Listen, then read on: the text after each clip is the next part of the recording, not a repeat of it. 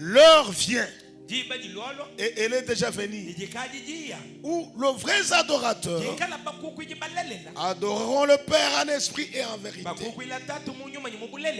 Qu'est-ce adorer le Père en esprit et en vérité? C'est ça notre réflexion de cette soir.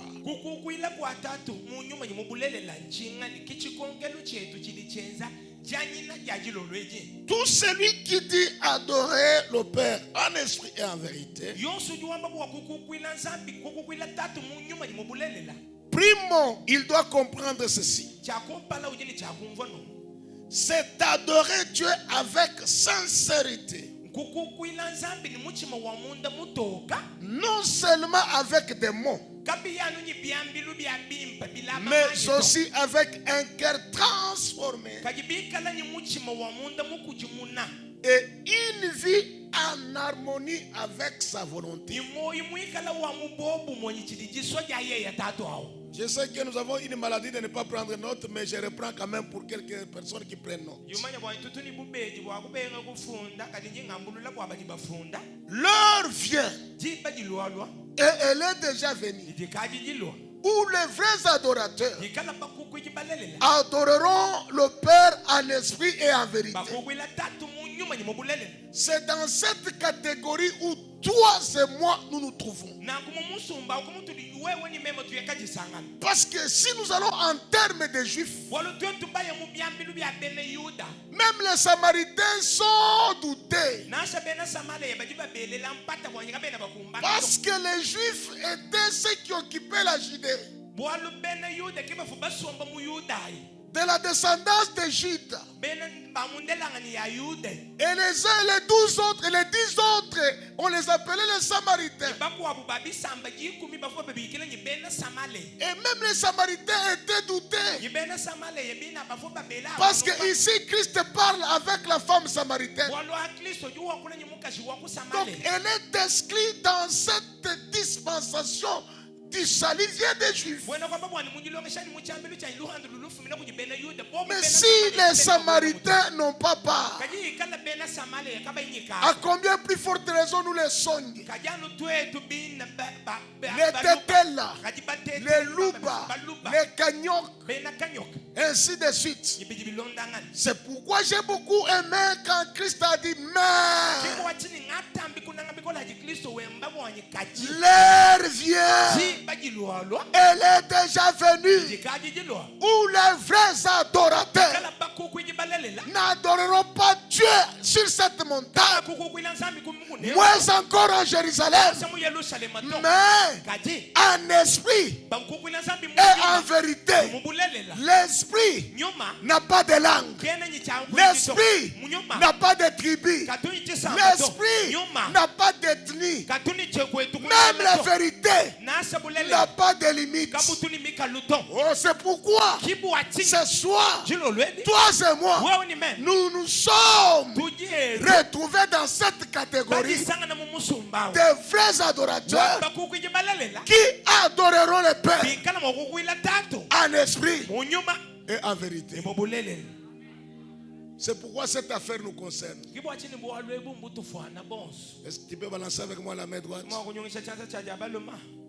Alors, qui dit adorer Dieu en esprit et en vérité? Il veut seulement dire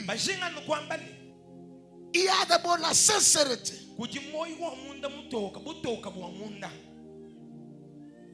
Non seulement en parole, non seulement avec des mots, mais avec un cœur transformé et une vie en harmonie avec Christ. Donc il y a la sincérité qui ne dépend pas des paroles qui sortent de nos bouches, mais qui dépend d'un cœur transformé. Pas un cœur transformé pour des causes politiques, mais transformé avec objectif d'être en harmonie avec la volonté de Dieu.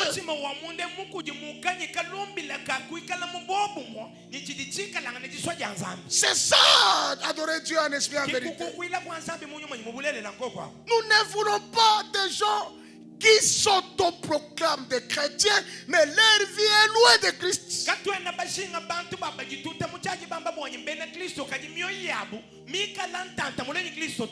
Des cœurs encore attachés à des coutumes et des traditions. Des cœurs de pierre.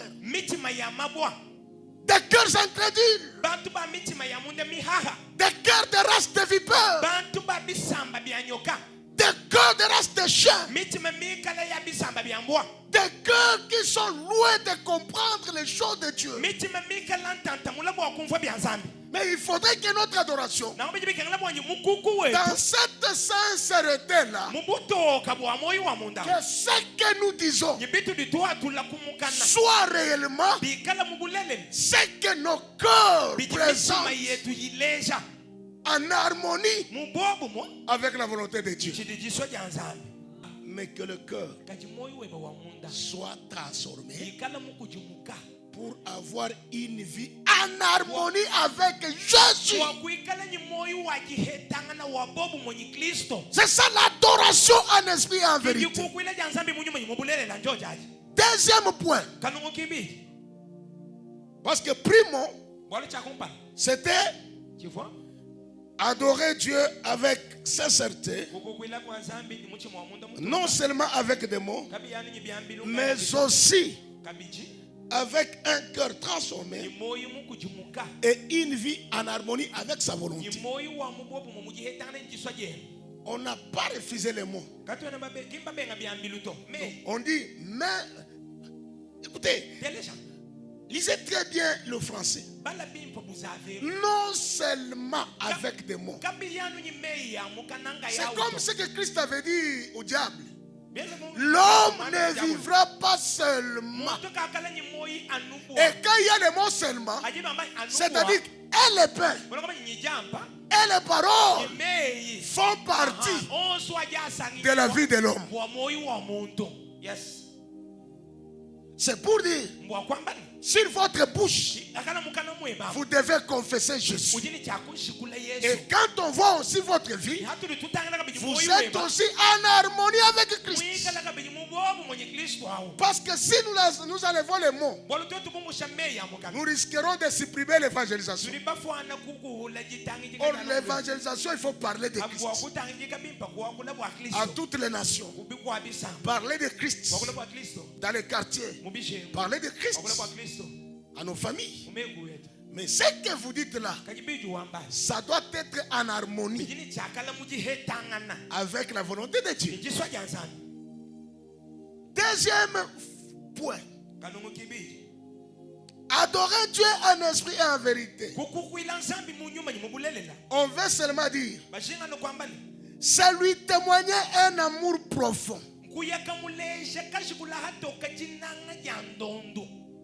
Témoigner à Dieu un amour profond.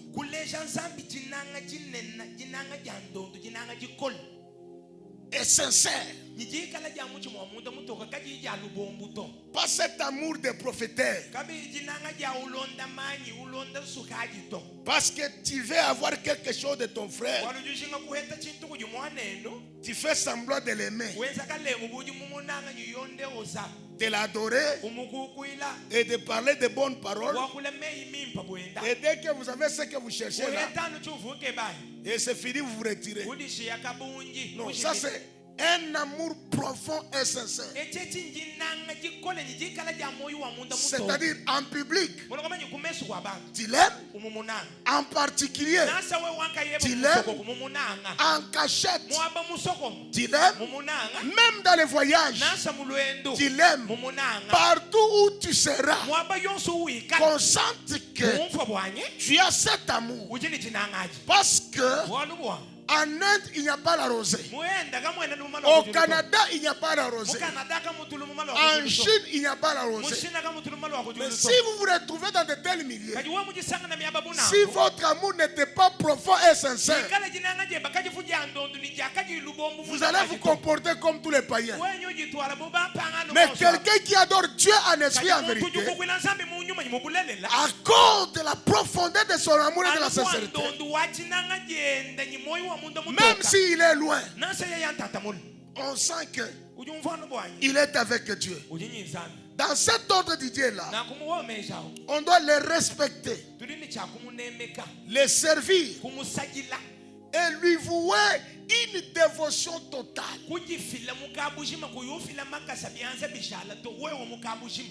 Si tu as une maison de 12 chambres, que toutes les 12 chambres soient totalement vouées à l'éternel.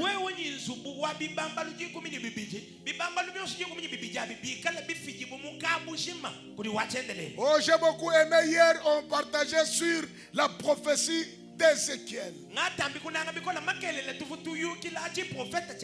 On dit que lorsque l'eau a commencé, il était premièrement au niveau des chevilles.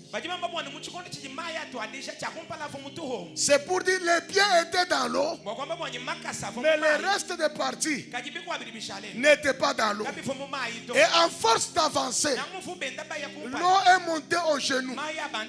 C'est-à-dire, il y a eu augmentation, mais il n'y a pas eu totalité. Parce que le reste des parties n'étaient pas saisies. Mais en force d'avancer, l'eau est arrivée au niveau des reins. Malgré cela, ce n'était pas suffisant. Pour l'homme, il voyait l'augmentation, il voyait l'évolution, il voyait la montée. Mais pour Dieu, ce n'était pas encore suffisant. Il fallait attendre à la 4e dimension, où l'homme est avancé dans les eaux profondes. Et lui, à ce niveau-là, même son cheveu était dans l'eau. Et pour qu'il s'en sorte, il fallait nager. Adorer Dieu en esprit en vérité, c'est nager dans les torrents du Saint-Esprit. Donc nous devons encore avancer la rosée. Nous devons encore monter. Si l'eau est encore au niveau des chevilles, je t'exhorte d'avancer encore. Que ça monte. Et que ça monte encore. Tu arriveras aux genoux. Mais au fur et à mesure que tu avances, tu arriveras au niveau des reins. Mais comme tu ne te fatigues pas, tu ne recules pas, tu arriveras dans les eaux profondes. Et c'est ça la véritable adoration, en esprit et en vérité. Un dévouement total. Et cela est demandé à tout fidèle. Non. Les choses de Dieu, ce n'est pas seulement pour les pasteurs. C'est pour Dieu qui attend la vie éternelle. Qui t'a dit que être pasteur, c'est ça la garantie de la vie éternelle? Il y a des pasteurs impudiques et des pasteurs haineux. Cela implique une attitude de cœur, de reconnaissance de la grandeur de Dieu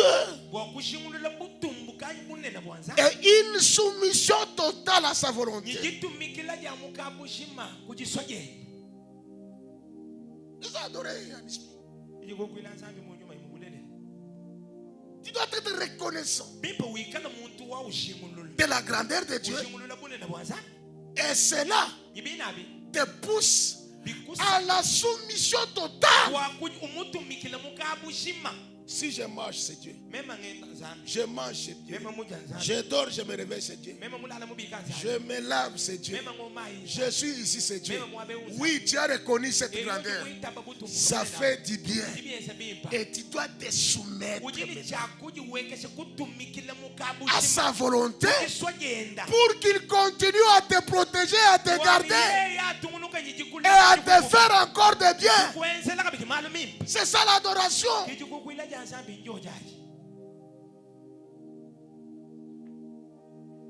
J'aimerais parcourir rapidement les 6 points qui montrent les diverses manières d'adorer le Seigneur. Ah, j'aime bien ces choses. D'abord, il y a un paragraphe que j'ai aimé. L'adoration n'est pas une simple formalité, mais une véritable relation avec Dieu qui transforme la personne et la conduit à une grande reconnaissance envers lui et une vie plus épanouissante dans les choses de Dieu.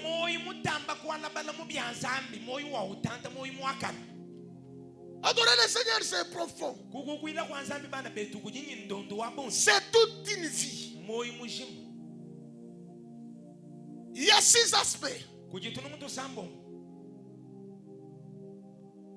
qui peuvent démontrer notre adoration. Premièrement, la prière. Dans la prière, nous communions avec Dieu et nous lui exprimons tous nos sentiments. Et enfin, nous lui présentons nos besoins et nos désirs. Pourquoi nous disons que c'est une manière d'adorer le Seigneur? Parce qu'il ne peut demander quelque chose que celui qui est subalterne, que celui qui est inférieur, celui qui est petit.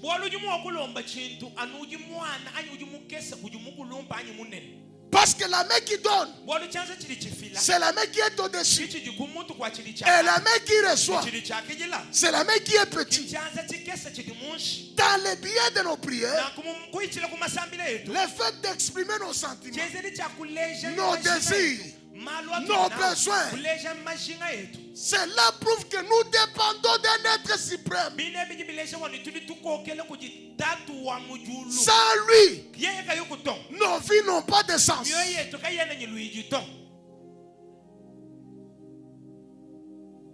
Si les enfants nous reconnaissent comme parents, c'est parce que quand ils sont dans la maison, ils demandent à manger, ils demandent des habits, ils demandent les frais scolaires, ils demandent les frais académiques. Cette dépendance-là nous font comprendre que les parents sont au-dessus et les enfants sont en dessous.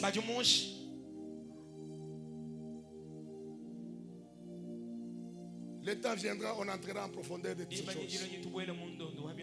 Deuxième aspect, c'est la méditation. Pas la méditation d'haïr quelqu'un. Pas la méditation de faire du mal à quelqu'un. Pas la méditation du mal. Pas la méditation de piéger quelqu'un. Mais la méditation de la parole de Dieu. Cette méditation-là consiste à la lecture de la parole de Dieu pour s'imprégner de ses enseignements et chercher à comprendre quelle est sa volonté. On ne peut pas comprendre la volonté de Dieu ailleurs. La volonté de Dieu s'exprime dans sa parole. Alors quand vous vous mettez à méditer la parole, c'est à ce moment-là vous allez comprendre quelle est la volonté de Dieu vous allez vous imprégner en cela pour ne marcher que selon sa volonté. Parce que c'est le supérieur qui dicte notre voie à suivre. Et celui qui se reconnaît comme petit par rapport à Dieu, il doit marcher selon la volonté de Dieu. Troisième point, comme aspect d'adoration, c'est la louange et les actions de grâce. La louange et les actions de grâce, c'est tout simplement reconnaître les bienfaits de Dieu et les remercier pour tout ce qu'il a fait. Quand je regarde mon frère Dan, il est très bien créé, très beau, un beau gars. D'ailleurs, la fille qui sera mariée par ce monsieur sera la bienheureuse. S'il y a une fille ici, moi je peux prier pour lui, pour elle, qu'elle soit mariée par non, vous avez refusé. Maintenant tu vas chercher un certain cabondard quelque part. Il te tabasse le matin avec les fouets des Romains. Kondo.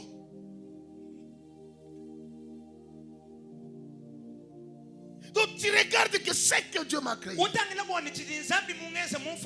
Non, il m'a créé une créature si merveilleuse. Je dois les louer. Je dois lui rendre les actions de grâce. Pendant que les autres sont enterrés, moi je marche. Pendant que les autres sont enfermés en prison, moi je suis libre. Pendant que les autres sont à la mort, mais moi je suis à la rosée. Ça ne dépend pas de mes études faites, ni ma force, ni ma beauté, mais c'est le bienfait de l'Éternel. En reconnaissant de ça, je l'adore. Est-ce que nous sommes ensemble? C'est pourquoi ce culte devait être le plus grand culte. Parce que tous les vivants devaient reconnaître que non, aujourd'hui, nous allons mettre Dieu à sa place. Mais comme on aime les tomber, ça va. Je cherche encore un autre tourbillon. Apprêtez-vous seulement pour nous payer des chaises. On a cassé autant de chaises.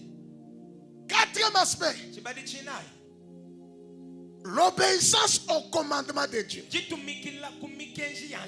C'est tout simplement respecter les lois et les préceptes divins. Ça fait partie de notre adoration.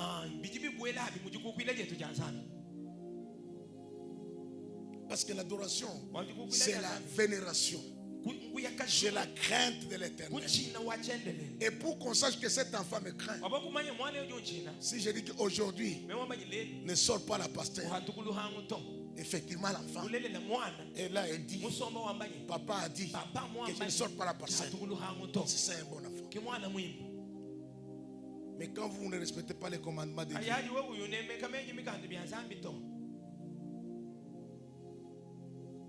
vous allez adorer Dieu en quoi? Cinquième aspect, l'adoration, c'est la recherche de la volonté de Dieu. Avoir une vie en accord avec ses valeurs. Dieu a ses valeurs. Mais quand on regarde les valeurs de Dieu, on regarde aussi votre vie. On trouve ces valeurs-là en vous. L'amour, la patience, la bonté, la paix, la bénignité. Des valeurs de Dieu. Et quand on les trouve en toi, ça fait partie de l'adoration. C'est chercher à refléter l'amour et la compassion de Dieu dans tous les aspects de sa vie. Donc quand on te voit seulement, on lit Dieu. Et pour terminer, l'adoration, c'est servir Dieu. Mettre ses talents et ses ressources au service des autres en suivant l'exemple de Jésus-Christ.